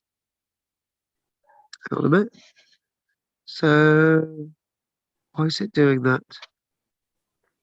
Right, so what we've got hang on. Why is it? Okay, there we go. That's better, isn't it? That's it. That's good. So so here we go. Let's just sort of show that chart there. So here we go. The team wanted to understand exactly what was going on at the site before it was submerged. Well, naturally, yes, that's what we need. How were its inhabitants managing or farming the environment? Now, we've answered some of those questions with the platform, and we've also talked about sort of evidence of boat building nearby. What were their habits? What were their obsessions? Can we classify the societies present there as hunter-gatherers, Mesolithic? Were they agricultural? What were they? So we're answering these questions. As I've mentioned, what was going up Bouldnor Cliff was 2,000 years more advanced than, technologically speaking, than anything that we'd ever seen before. And also, there's quite a statement being made. Listen to this. Technologically speaking, than what was happening all over the rest of Britain. Now, I don't agree with that, because we're seeing great advances at places like Hawick. We're seeing great advances when we look at the Merseyside Formby site on the west coast as well. So analysis and reconstructing flora and fauna change going on while the site was occupied, together with artifacts such as tools and weapons, is the best way to gauge what the humans were up to. So what we're going to do, we'll sort of try and explain what's going on, right? So that layer on the top are the alluvial muds that's been built up on the site. That all the stuff above is now being washed away. That's being eroded away. That's being lost forever. That was being brought in by the sea, the last flood events, to cover the site, and obviously 11 meters down. So what we've then got underneath, being created before that, this sort of grey area, is wetland silt. So we think that as the site has been, after the site's been abandoned, right, wetland silts. There's sort of silts coming in and the land being lost. This line underneath this sort of these vertical lines, these actually represent mineral-rich peat. So the site had already decayed, had been lost.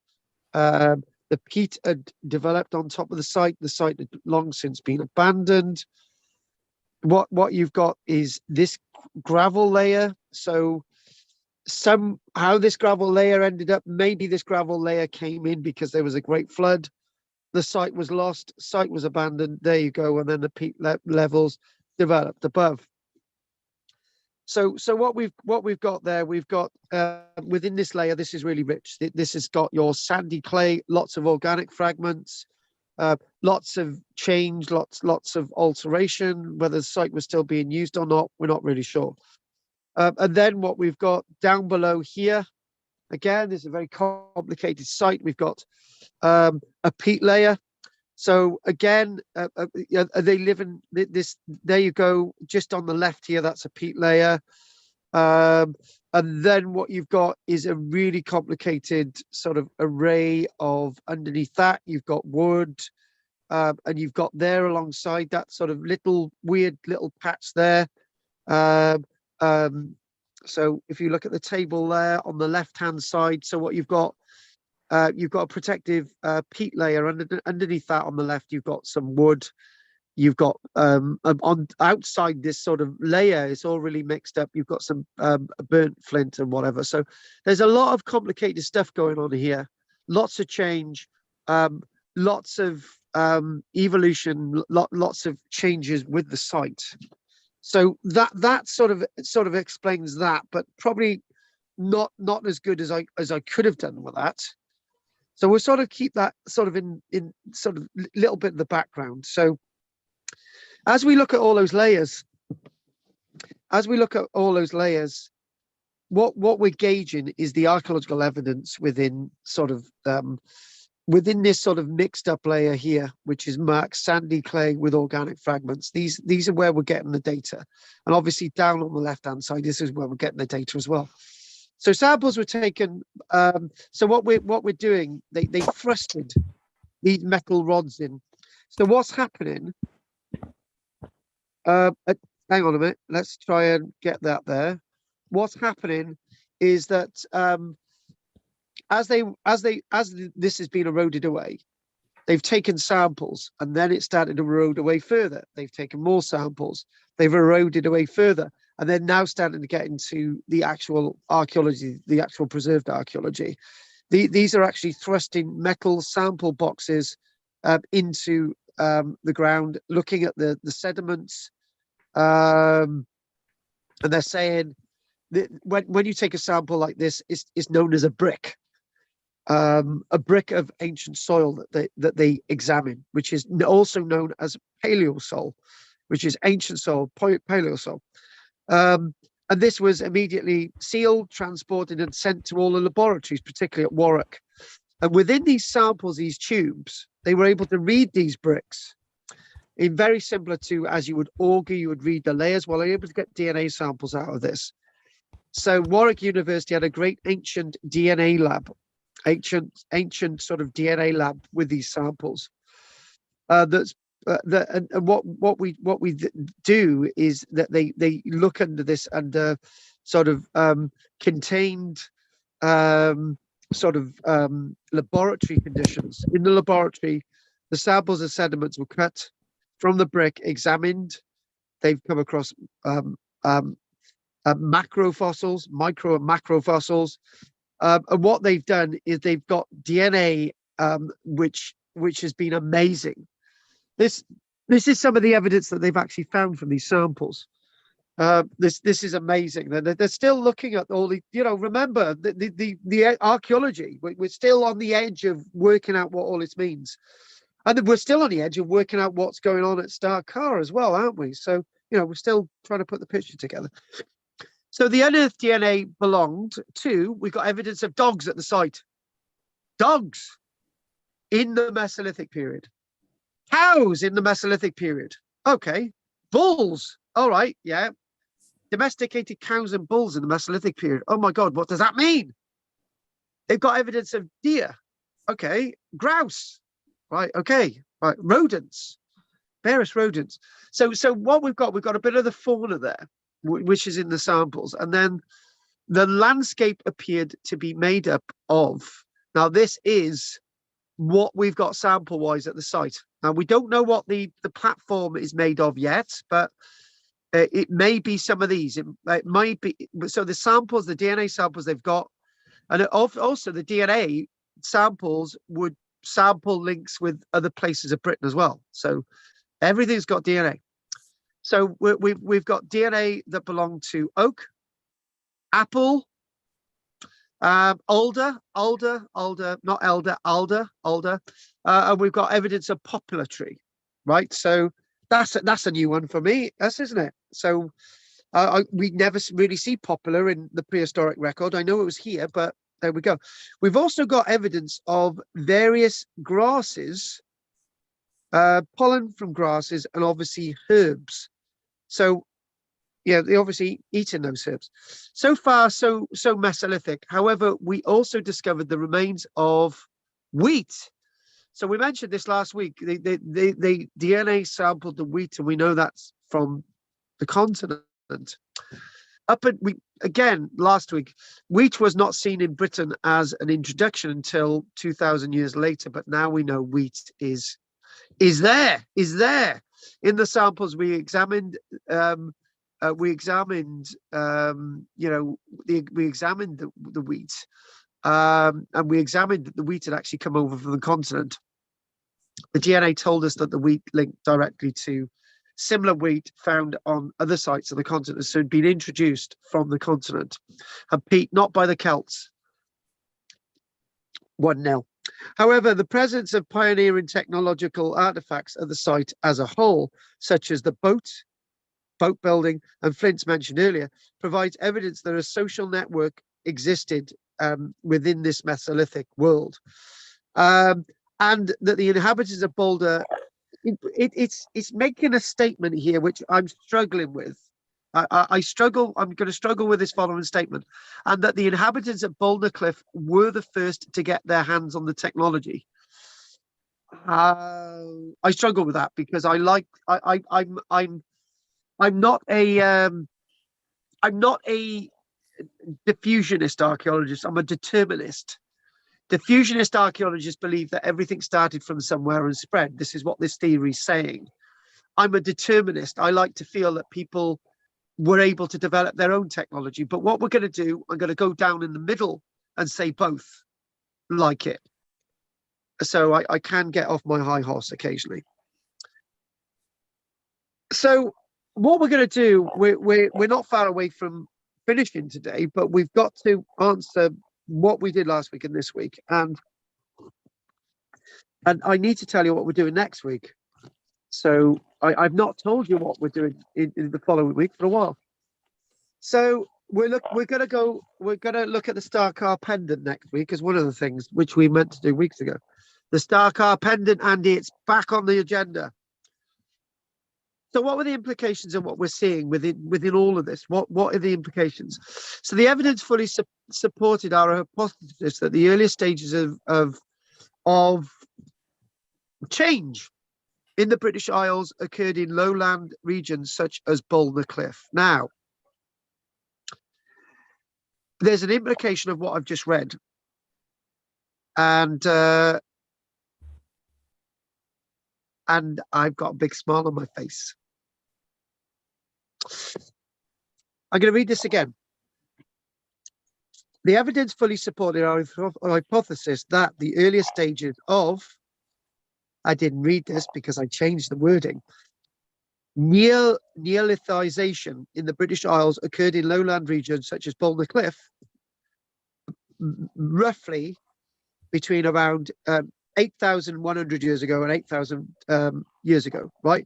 What did I say when we did the class, when we started the class? I didn't know this.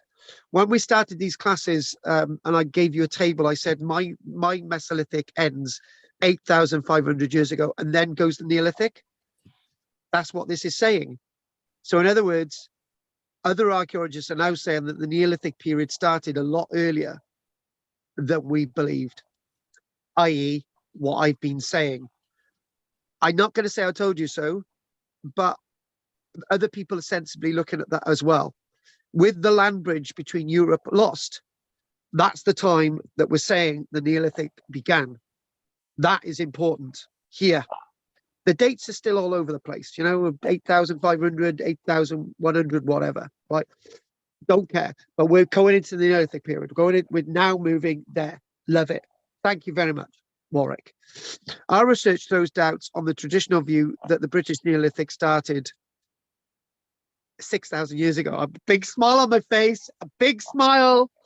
It certainly appears that the people who occupied Bouldnor Cliff were in the process of Neolithicization, as they say it. Word that I've not come across before.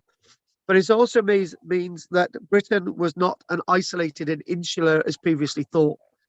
We haven't been saying that, so we agree with that one. That is, people were possibly connected with their nearest neighbours on the continent, or determining their future. Yeah. So I'm going to finish now, but the guy to look out for is Robin Al-Alabi, a professor at the University of Warwick School of Life Sciences. I need to get in contact with this guy. I really bloody do. I really, really do. I really do. Right. Okay. Because we think alike. So finally, we're going to finish now. It says this guy, Robin Alabi, says as follows. What's next? More research. Yes. Our project highlights the need for further subaquatic research into the networks that link Britain to Europe. There's still lots to discover about trade links, which may have existed between Britain and Europe, and how the inhabitants may have used the land before it was submerged. So I'll be reaching for the scuba masks sooner rather than later. And this is Robin Alabi. I love what you've said today. I love that. I'm so pleased I did that article. It's a big smile. I want to finish now because I'm really happy. Right. So and what we're going to do, I'm going to stop that. And right. Okay, Claire, what would you say about all that, love? I much preferred the second half of the lecture, to be honest. Well, that's what. Well, I'm glad you like the second half. What do you mean the first half of the second half of what we just did? The second half after the break. Well, I'm glad you liked it, Claire. You'll put a smile on your face. Good. Right. Okay. Right. We're not in Anne's bedroom on this one. Anne, what would you like to say, darling? I think it's sort of amazing how it's almost as though time gets pushed backwards as they find out things were earlier and earlier. And I think, I mean, you're sort of working through the Paleolithic and and each time there seems to be things they found were even earlier than were thought. And I think that's quite amazing because they've been trying to find things out for a long time, haven't they? I got a big smile on my face because do you know what? I'll explain it to you, Anne. Right? It might seem I got loads of confidence, but I'm a very non-confident person, right? So it's my acting, right? And when I'm saying to people, actually, the Mesolithic ends 8,500 years ago, I'm almost thinking, I hope I'm right. I hope I'm right, and I am right. Yeah. There's other people saying it as well. I don't want to say I am right. No, I'm right. But when you've got doubts, it's good to see that you've got some concrete behind it, and I'm happy I've done that. But you've always got to have doubts when you're learning, haven't you? Till you find out. I do get. And when you have found out, you feel good about it. Yeah, but I also get things wrong, Anne. But it's that theory, isn't it? If I get things wrong and they're older, which is most of the time, I love it. Yeah. I love it. Very interesting to see that happening. Thank you, Anne. And we're going through the process, and I'm going to say, even though Pete's fallen asleep, I'm going through the process, and I'm going to say that Andy, put your mic on now, please. Oh, he's speaking to someone. Andy, put your mic on in a minute because he's talking to someone. Andy said, whatever you do, don't do this mixed up. Don't do a bit of Mesolithic. Don't do a bit of Bronze Age. Don't do it a bit. Do it as a cycle, right? And we've done that. And Andy was right. Thank you very much for that bit of advice, Andy. Margaret. Oh, sorry to bore you with this book, but sorry. Even though it was published in 2011, they were aware that they were probably building these dugout boats then, because they found very large pieces of timber that were associated with monumental structures. And timbers that have been cut down for a reason. Yeah, for a reason. Yeah. They reckoned that they were big enough to take quite a large crew, actually. I hadn't thought of that. I was just imagining a small one-man canoe, but they're saying they would have needed a sizable crew and hence a large enough hunting group to provide sufficient oarsmen, Men and women, that would suggest an element of sedentism, or at least a fixed place in the landscape that would have attracted repeat visits. So like you, they're thinking back then they had a semi-sedentary lifestyle. Ooh, interesting definition. Mm. Yeah, you know, I think this. To be honest with you, right? It's good that we've done it this way. It really is, and thanks for that bit of advice, Andy. You were completely correct as usual. But it's just that it's amazing that these waves of information are changing, and it's really painting a completely different perspective on the world that we once knew. Right, okay. What we are going to do now, Andy, would you like to say anything, darling? I was just thinking about, you know, of other trade, evidence of trade. It's I always think the Orkney Vole, because it's not known in mainland Britain anywhere, so it has to have gone by boat somehow at some point to get to Orkney. So. And the thing is now, Andy, when you said that, right? When you said that, I almost thought, you know, we used to just the only evidence that we used to have before was like the Orkney Vole, and we used to focus so much on it. But now we can think, right, what we're going to do, we're going to check the Orkney Vole on a Mesolithic dugout canoe, with a group of people, even with a couple of animals. Right, what we're going to do, we're going to even think that they may have had clay containers on there. They're going to live somewhere. They're going to have this trade. You know, this is so amazing. Yeah, it wouldn't be difficult to string two together and have a platform in the middle as well. Like our boats in the Pacific, exactly. Yeah. Or like the film Waterworld, Andy, but we won't talk about that. That was a really good film, except it didn't. Except, to be honest with you, I love the film Waterworld, but it didn't go down well. I don't know why. And what we're going to do, we're going to get Peter away. Peter. Yeah. Right. Sandra, have you got any questions? No, I thoroughly enjoyed this. Right. Good. And hopefully, Sandra, we'll see you next week. Right. Yeah, hopefully. Yep. Good. And good to have you back, Sandra. Anyway, Sandra's in the book. Sandra Bench. And Peter, would you like to say anything? No, it's all good. Okay, well, that's it. Well, we know what we're doing next week. Peter doesn't know what we're doing next week, but who cares? And Peter, did you like the fact that I bought you an ice cream? You bought me an ice cream. Yeah, apparently I said that the person who helped me with the article, Peter Sampson, my young explorer who took the photographs, I gave him an ice cream as a reward. Oh, that was for the fire station, was it? Yeah, so I owe you an ice cream, Pete. Right, I'll keep reminding you of that. It's in print. It's in print. It's in print. So I'll get you one down when you're down here, Pete. Right, so I'm hopefully going to see you all next week. It's been great. If nobody's got anything else to say, great having you, Sandra and Peter and Anne and Margaret and Andy and Claire and Roger's gone. So what we're going to do, we're going to call it a night now, and Claire's waving at you. We're going to say good night, everybody. Thank you very much for your support, and I'll see you all next week. Take care, guys. Bye. Thanks. Bye. Bye. Guys. Bye-bye. Bye-bye. Bye, everybody. Bye, Pete. Bye, Sandra. Take care. Bye-bye, Jim Bob. Bye-bye, Sue Ellen. Bye-bye, Sandra, Margaret, Claire, Dave, and me.